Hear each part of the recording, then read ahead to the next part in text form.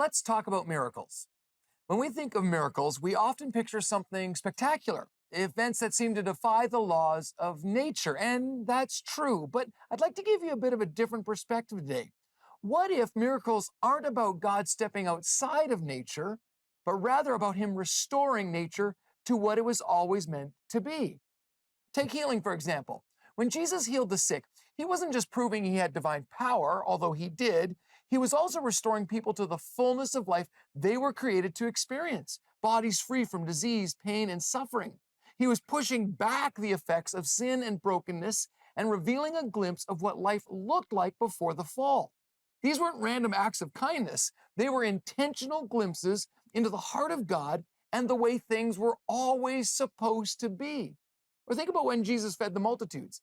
In that moment, He wasn't just meeting a practical need, He was showing that in God's kingdom, there is always enough. No hunger, no lack, no one overlooked.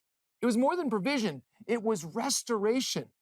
If that's true, then miracles aren't just interruptions into the natural order. They actually show what is possible when heaven meets earth.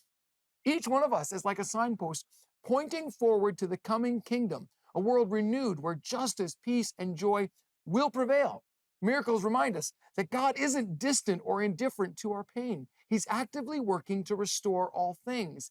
And every time we experience or witness a miracle, we're tasting the future in the present. It's a divine preview of what God is doing.